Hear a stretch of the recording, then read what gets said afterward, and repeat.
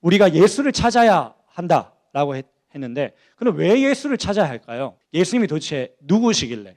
예수님이 무엇을 하셨길래? 자, 여러분, 예수가 누구일까요? 오늘 이제 개론적인 얘기를 할 텐데 오늘 제목이 구원자 예수입니다. 예수님이 우리의 구원자시다 이런 얘기를 좀 할 거예요. 예수라는 말 의미가 뭘까요? Jesus. 예수님이란 그 이름의 뜻이 있을 거 아니야. 하나님은 구원이시다라는 말의 의미예요. 구약의 여호수아, 신약의 예수와라는 말이 똑같은 말이에요. 구약에서는 히브리어고 신약에서는 헬라어일 뿐이야. 같은 말이죠. 조금만 생각해보면 여호수아, 예수아라는 말의 의미가 하나님의 구원이라는 말은 당시에 이스라엘 백성들 중에 이 이름을 가진 사람이 한두 명이 아니었어요. 많았어요. 예수라는 사람이 많았어. 그 말은 이스라엘 백성들이 왜 자녀 이름을 그렇게 지었지? 당시 이스라엘 백성들이 예수라는 이름을 자기 자녀들한테 왜 그렇게 지었을까요? 하나님의 구원이 있었으면 좋겠다는 의미가 있었겠죠. 그런 의미를 가진 이름이 많다는 것은 그런 마음을 가진 이스라엘 백성들이 한두 명이 아니었다는 거야. 왜 그랬을까? 여러분, 이스라엘 백성들은 하나님의 구원이 필요했어요. 우리는 몇 년 동안 일제시대 압제를 받았지? 36년 동안 받았죠. 정확히 36년 동안 그렇게 받았음에도 불구하고 지금도 그 아픔이 남아있어. 맞죠? 근데 이스라엘 백성들은 몇 년 동안 다른 나라 강대국에 의해서 지배를 받았을까? 400년이 넘어요. 그러니까 매번 하나님께서 우리를 좀 구원해 주셨으면 좋겠다 이 상황에서 그런 마음이 많아가지고 자녀들의 이름을 예수라고 지은 거예요. 그런데 여러분 보세요. 오늘 본문에 마태복음 1장 20절에 천사가 나타나서 예수님의 이름을 지으라고 해요. 우리는 하도 익숙한 본문이니까 그런갑다 하는 본문이지만 이거는 지금 마태복음이 1차적인 독자가 유대인들이거든. 유대인들이 이 본문을 딱 읽었을 때 놀랄 만한 본문이에요. 왜냐하면 당시 이름이 많았잖아. 예수님의 이름이 많았는데 갑자기 어느 날 한 천사가 나타나가지고 요셉과 마리아, 즉 나사렛이라는 동네에 사는 요셉과 마리아의 아들을 예수라고 이름을 지으라고 한 이 장면이 유대인들에게 놀랄 만한 장면이에요. 왜?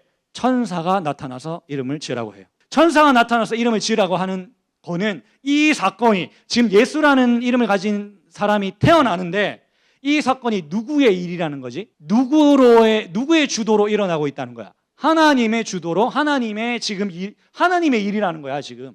왜냐면 그전에는 그냥 예수, 니도 예수해라 다 했는데 저 한 동네, 나사렛이라는 이스라엘 지역에 나사렛이라는 동네가 있거든. 그 동네에 어떤 마리아, 요셉, 어떤 부부의 그 아들을 천사가 나타나가지고 예수라고 이름 지으라고 하는 이 사건은 상당히 유대인들에게는 우리는 조금 그런갑다 하지만 유대인들에게는 상당히 놀랄만한 사건이에요. 왜냐하면 이것이 하나님의 일이라는 거예요.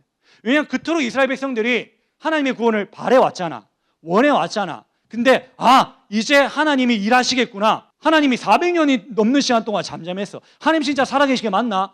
그 옛날 우리 선조들에게는 하나님이 그렇게 나타나가지고 여러 가지 기적들이 베풀었는데 우리 지금 뭐지? 막 이러고 있는 상황에서 하나님의 구원이 시작되죠. 그래서 예수님이 하나님이 이스라엘 백성들 뿐만 아니라 저와 여러분을 구원하시는 구원자로 이 땅에 오세요. 여러분, 우리는 예수님을 구원자로 믿습니다. 세상 사람들도 여러 가지 구원자를 찾아다니고 찾습니다. 구원자가 뭐라 그랬어? 별게 아니야. 자신의 삶을 좀 더 행복하게 만들어주는 존재가 그 사람의 구원자라. 어떤 여러 가지 문제로부터 해결한다고 이것이 나의 삶에 있는 여러 가지 어려운 문제를 해결한다고 믿는 게 그게 구원자지. 어떤 사람은 술에 빠져 살아. 그럼 그 사람이 구원자라. 다른 어떤 이성이나 아니면 돈 문제나 아니면 쾌락이나 도박이나 여러 가지 중독이나 그런 것들이 그 사람들의 구원자야. 왜냐하면 자기가 어려울 때 그걸 찾으니까. 그렇잖아요. 근데 세상 사람들은 나사렛 예수라는 이 존재를 알긴 알아요. 근데 구원자로 믿지 않죠. 근데 저와 여러분은 어때요? 나사렛 그 이스라엘 땅에 하나님이 나게 하신 그 나사렛 예수 구원자라고 믿어요. 왜냐하면 그가 하나님의 아들이라고 또 그가 우리의 유일한 구원자라고 믿죠. 예수님은 구원자로 이 땅에 오셨죠. 여러분, 근데 중요한 것은 이 예수의 이름 말고는 다른 이름이 없죠. 사도행전 4장 12절 다른 이로서는 구원을 받을 수 없다. 구원자 예수 한 사람, 유일한 한 존재. 여러분, 근데 오늘 본문에 이런 표현이 나옵니다. 어디로부터 우리를 구원하시죠? 죄에서부터 우리를 구원하세요. 여러분, 예수님은 우리를 죄로 구원하시는 분이세요. 여러분, 많은 유대인들이 어떤 구원자를 원했어요? 다윗과 같은 구원자를 원했어요. 우리나라를 수많은 강대국으로부터 지켜보호할 뿐만 아니라 지배하고 아무튼 그런 강대국으로 일으켜줄 다윗과 같은 그런 왕을 원했어요. 많은 가룟 유다뿐만 아니라 많은 사람들이. 근데 예수님은 뭐 때문에 오셨어?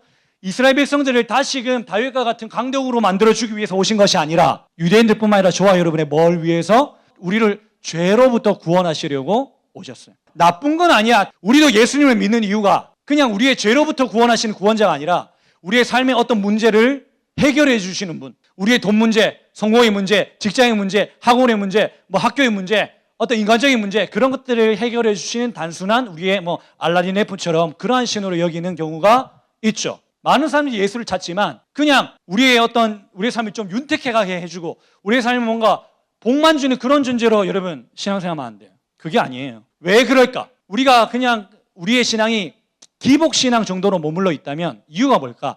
몇 가지 이유가 있을 수 있지만 가장 중요한 이유는 우리의 죄를 그렇게 심각하게 생각 안 해. 죄를 그렇게 심각하게 생각 안 한 거야. 우리의 죄를. 그냥 뭐 죄인이구나 이렇게 생각하니까 그냥 예수님을 그러한 존재, 우리의 삶을 좀 윤택하게 만드는 존재로 여기는 거죠. 여러분 아닙니다. 예수님은 우리의 죄로부터 우리를 구원하시려고 이 땅에 오셨어요. 우리가 살면서 겪고 있는 수많은 문제, 어려움, 불행, 힘든 고통 어디로부터 왔다고 믿어요? 우리는 죄로부터 그것이 말미암는다고 믿어요. 때문에 죄만 해결하면 돼. 죄가 해결돼야 돼. 그렇잖아요. 근데 여러분 안 믿는 사람들은 어떻게 생각하지? 예를 들면 내가 지금 힘들어. 우리 부모님 때문이야. 아니면 내가 돈이 없기 때문이야. 뭐 좋은 학교를 못 갔기 때문이야. 뭐 이런 식으로 생각하죠. 그러면 생각해보자. 그게 해결되면 진짜 해결될까? 돈이 없다고 생각하는 사람이 돈을 가져 많이. 그러면 그게 진짜 여러분 그 안에 있는 문제들이 다 해결돼요? 안 돼요. 안 돼요. 여러분 우리는 믿는 바, 우리가 성경을 통해서 아는 바, 우리 안에 일어나는 모든 문제가 돈이 없어서 일어나는 문제도 아니에요. 부모님 때문도 아니야. 그 학교 다니는 거 그것 때문에 아니죠. 죄 때문에. 죄가 해결돼야죠. 죄로부터 우리가 구원받아야 돼요. 죄가 해결돼. 그래서 예수님이 우리를 죄로부터 구원하시는 분으로 이 땅에 오셨어요. 구원자 예수라는 말이 그런 의미죠. 오늘 본문에 또 한 가지 예수님이 누구신지를 설명해요. 이 일을 생각할 때에 주의 사자가 현명하여 이르되 다윗의 자손 요셉아 내 아내 마리아 데려오기를 무서워 말라. 그에게 잉태된 자는 성령으로 된 것이라. 방금 우리가 읽었던 구절이 무슨 얘기를 하고 있냐면 예수님이 동정녀 마리아에게 나셨고 성령으로 잉태되셨다. 이런 우리 사도신경으로 고백하잖아요. 왜 우리가 사도신경으로 그런 내용을 고백하고 있을까요? 이게 무슨 내용이냐면 예수님이 참 인간이시자 참 하나님이시다는 얘기입니다. 예수님은 참 인간이시자 참 하나님이세요. 이 사실이 상당히 중요해. 예수님은 반인 반신이라서 50%는 인간이고 50%는 신이다 이런 얘기가 아니에요. 이게 우리가 이해하는 내용이 아니라 믿는 내용이야. 예수님은 100% 인간이시고 100% 하나님이세요. 이게 왜 중요하냐면 생각해보자. 자, 예수님은 참 인간이셔. 100% 참 인간이셔. 보세요. 예수님 뭐 목마르다 이런 표현도 하셨고 배고픔도 다 느끼셨고 인간 마리아의 태를 통해서 인간의 모든 것들을 취하셔서 태어나셨어. 이 예수님은 참 인간이셔. 이게 상당히 중요해. 왜 어떤 부분이 중요하냐면 우리가 구원받는 데 있어서 중요해. 예수님이 참 인간이셔야만 우리가 구원받습니다. 예수님이 신이라고 생각해보자. 그렇게 얘기하는 사람들이 있거든. 예수님 저 예수님은 인간이 아니고 그저 신일 뿐이야. 이렇게 얘기하는 사람들이 2000년 역사 동안 수없이 많았어요. 근데 그렇게 돼버리면 어떻게 되냐면 하나님이 구약에서 어떤 얘기를 해놨냐면 지수가 죄를 보면 지수가 죽어야 돼. 예를 들어. 근데 딱 한 가지 살 수 있는 방법이 있어. 얘가 대신 죽으면 돼. 그래서 의미적인 거지만 양이나 소를 안수해가지고 대신 죽이잖아요. 그게 제사잖아요. 그래서 죄가 없다 이렇게 얘기하는 거잖아요. 근데 만약에 원래는 사람의 죄는 사람이 대신해야 돼. 근데 예수님이 100% 인간이 아니시고 그냥 어느 정도 신이시라면 우리를 대신할 수가 없어. 예수님이 인간이시지 않고 그냥 신이기만 한다면 인간인 우리를 대신해서 죽을 수가 없어. 불가능한 거야. 인간이 대신해야 되니까. 자, 또 한 가지. 하나님은 참 하나님이세요. 참 신이세요. 여러분 예수님이 복음서에서 기적을 베푸고 사람 일으키고 막 치유하고 이거 누가 하는 일이었지? 하나님만이 하시는 일이었어. 예수님은 참 하나님이세요. 이게 왜 중요하냐면 잘 봐. 두 가지야. 예수님이 하나님이 아니시고 인간이시기만 한다면 하나님을 그 진노를 해결할 수가 없어. 이게 무슨 말이냐면 봐봐. 걔가 와서 아무리 지저대도 우리가 대화할 수 없잖아. 우리와 대화할 수 없어. 우리 말로 아무리 지저대고 막 별 행동을 다 해도 걔는 걔일 뿐이야. 우리와 상대할 수 없어. 우리가 똑같은 존재가 아니니까. 내가 화나고 내가 뭐 어떻게 보면 어려움이 있고 누가 나를 공감해주고 걔가 우리를 막 공감해주고 그러나 사람만이 우리의 마음을 알고 우리와 대화할 수도 있고 우리를 상대할 수 있어요. 예수님이 인간이시면 하나님을 상대할 수 없는 거야. 하나님을 상대하려면 예수님이 하나님이셔야 되잖아. 실제로 하나님이시고. 여러분, 예수님이 하나님의 아들이라는 표현은 하나님보다 좀 못한 존재다 이런 표현이 아닙니다. 개의 자식은 개잖아. 하나님의 아들은 하나님이야.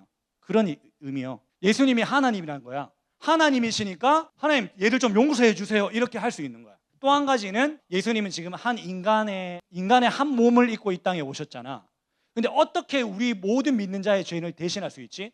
왜냐하면 제가 방금 얘기했잖아요. 한 사람의 죄는 한 사람이 대신할 수 있어. 근데 한 사람이잖아. 근데 어떻게 우리의 모든 죄를 대신할 수 있죠? 예수님이 하나님이시기 때문에 그래요.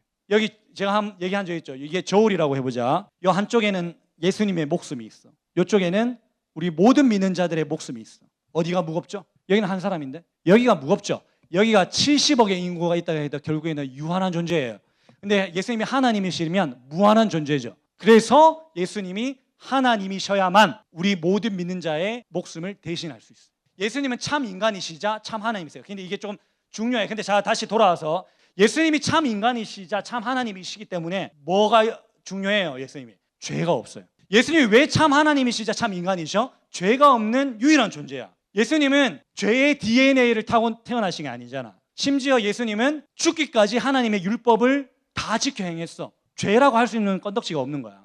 예수님은 죄가 없으신 분이야. 이게 왜 중요하지? 여기 다 코로나보다 더 심각한 전염병이 우리 다 걸렸어. 온 세상 인류가 다 걸렸어. 그래서 막 죽어가고 있는 거야. 1년 뒤에 다 죽어. 지금 막 힘들어가지고 고통받고 죽어가고 있어. 근데 갑자기 유일하게 온 인류 중에 한 명이 그 감염병에 걸리지 않았어. 그럼 어떻게 될까? 이 사람이 어떻게 될까? 그런 거랑 똑같습니다. 혹시 눈먼 자들의 도시라는 영화를 아시나요? 세상 사람들이 다 눈이 멀어요. 근데 그 주인공이 유일하게 한 사람이 눈이 멀지 않아. 이 사실을 눈먼 사람이 안다면 어떻게 될까요? 사실 영화 뒷부분에 어떤 건물에 다 갇혀서 생활하거든요. 근데 그 사람이 눈이 안 멀었다는 사실을 다른 사람이 다 알아. 그래서 어떤 사람 막 공격하기도 하고 어떤 사람 의지하기도 하고.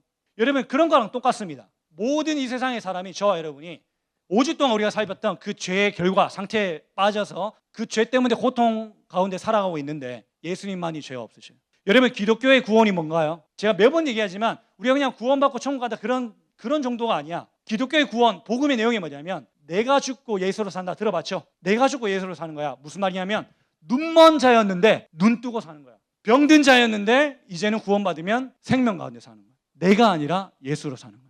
그게 복음이에요. 죄 가운데 그렇게 고통과 비참함과 소망 없음 가운데 살아가는 저와 여러분이 하나님의 구원을 통해서 얻는 게 뭐냐면 단순히 천국행 티켓 한 장이 아니라 지금 이 땅에서부터 내 안에 내가 죄 가운데 그렇게 고통받고 죄덩어리 내가 없어지고 참 인간이시자 참 하나님이신 예수님이 내 안에 사는 거야. 그게 복음이에요. 아무리 노력해도 전교 1등을 할 수 없어 우리는. 근데 지혜 중에 지혜를 가지신 예수님이 우리 가운데 사는 거야. 아무리 노력해도 삶의 여러 가지 어떤 우리의 죄 때문에 일어난 수많은 것들을 겪으면서 살 수밖에 없는 우리가 하나님이 주시는 하나님 나라의 그 풍성한 것들을 경험하며 사는 거예요. 여러분 믿으셔야 됩니다. 죄가 없으신 유일하신 분, 참 인간이시자 참 하나님이신 분은 예수님이세요. 이 세상에 그 어떤 것도 우리를 대신할 수 없고 우리를 살릴 수도 없고 우리로 하여금 영생에 살게 할 수도 없습니다. 여러분 우리의 죄로부터 우리를 구원하시는 분 뿐만 아니라 하나님의 것들을 경험케 하고 그것들을 누리며 살게 하시는 분은 예수님밖에 없어요. 그럼 어떻게 해야 돼? 예수님 찾아야죠. 예수님 믿어야죠. 예수 말고는 답이 없어. 어떻게 하실래요? 여러분 그냥 이대로 살겠습니까? 아니면 예수님 믿고 복음을 통해서 하나님의 구원을 경험하겠습니까? 생명이 예수한테 있습니다. 우리의 죄로부터 구원이 예수한테 있어요. 여러분 진정한 행복이 예수한테 있어요. 진정한 소망이 예수한테.